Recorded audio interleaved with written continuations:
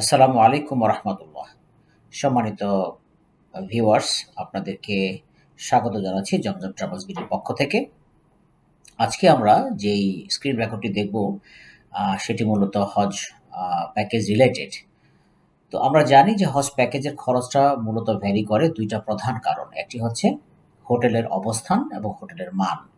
অর্থাৎ হোটেলটা কতটুকু দূরত্বে অবস্থান করছে এবং তার হোটেলের কোয়ালিটিটা কেমন, কোন মানের হোটেল, এই আ দুটো আসপেক্টের উপরে প্রধানত খরচটা ভ্যারি করে। আরেকটা আ কারণে খরচটা ওঠানামা করে, সেটি হচ্ছে আপনার হজের ট্যুর প্ল্যান। আমি কোন সময়টায় যাচ্ছি তার উপর নির্ভর করবে এবং কত দিনের জন্য আমি যাচ্ছি সেটা নির্ভর করবে। তো চলুন আমরা দেখি আজকে আ আমাদের ইকোনমি যে বাজেট প্যাকেজ এবং স্ট্যান্ডার্ড প্যাকেজ, দুটো প্যাকেজের হোটেলের অবস্থান সম্পর্কে আমরা দেখব ইনশাআল্লাহ। তো আমরা এখন যে দৃশ্য দেখতে পাচ্ছি এটা মূলত কাবার সাদা অংশটুকু পুরোটাই হারাম এরিয়ার, মসজিদুল হারামের অংশ।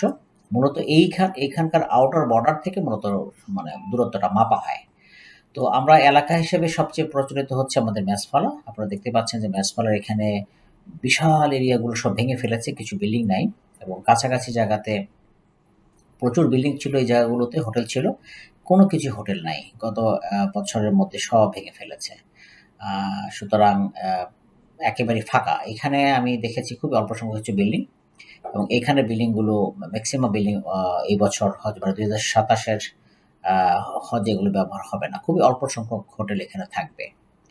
এটা হচ্ছে ম্যাসফাল এরিয়া আর এই রাস্তা। তো আমরা মূলত এই দুটো অংশ নিয়ে কথা বলব। তো আমাদের যে মাপা হয় যে এরিয়া থেকে, আমি যদি একটু দেখানোর চেষ্টা করি সেটি হচ্ছে আ এই মসজিদুল হারামের আউটার বর্ডার, দ্যাট মিনস এইটা হচ্ছে আউটার বর্ডার। এখান থেকে আমি যদি মাপি তাহলে দেখতে পাবো এটার দূরত্বটা একদম এই পর্যন্ত যদি মাপি তাহলে অলমোস্ট ৮০০, ৮৫০ মিটার বা ৯০০ মিটারের মতো, কম বেশি। তো আমাদের ইকোনমি প্যাকেজের জন্য আ মূলত ৬০০ থেকে ৭০০ মিটার আমরা দূরত্ব বলি। কোনো সময় ৮০০ মিটার পর্যন্ত সেটা যায়। তো এখানে দূরত্বটা মাপি, এখান থেকে মেজারমেন্ট করে আমি যদি রাস্তা ধরে আগাই, তো সেক্ষেত্রে এই পর্যন্ত আমাদের ৭০০ মিটার কম বেশি। তো এটি হচ্ছে মক্কার এই অংশের দূরত্ব অবস্থান। আবার অপরদিকে আ সেম দূরত্বে আমরা এদিকটাও চিন্তা করতে পারি। তো এটার সীমানা হচ্ছে এখান থেকে মেজারমেন্ট করে আমি রাস্তা ধরে যদি আগাই, সেই ক্ষেত্রে আপনার দেখা গেল যে এই পর্যন্ত আমি যে সীমানা ধরি, এখানে প্রায় আমাদের ৮০০ মিটার পর্যন্ত। তো এই হলো এই মক্কার এই অবস্থান। আর আরেকটা হচ্ছে যে কাছাকাছি দিয়ে, যেমন ধরেন আমি যদি এখান থেকে ধরি তাহলে এই ৪০০ মিটার পর্যন্ত হচ্ছে হোটেল, যেমন স্নোদা জিয়াদ দেখা যাচ্ছে এই পর্যন্ত হচ্ছে ৪০০ মিটার। এগুলো হোটেলের মান ভালো এবং দূরত্ব কাছে। আবার এদিকে হোটেলের মান স্ট্যান্ডার্ড, ঠিক আছে? কিন্তু দূরত্বটা ৩০০-৪০০ মিটার বেশি।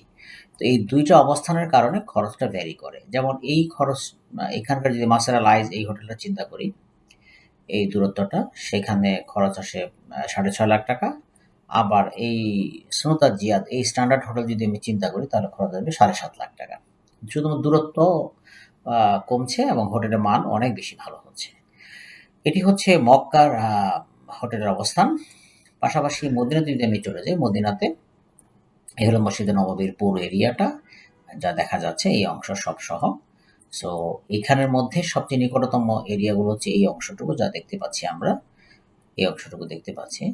তো এখানের মধ্যে আমাদের যেটা ৳৬.৫ লাখ প্যাকেজ সেটা মূলত এখানের সীমানা থেকে আমরা যদি হাঁটার পথ চিন্তা করে আসি, তাহলে পরে ধরে নিলাম প্রায় ৭০০ মিটারের কাছাকাছি এই পর্যন্ত আমাদের হোটেলগুলো থাকে।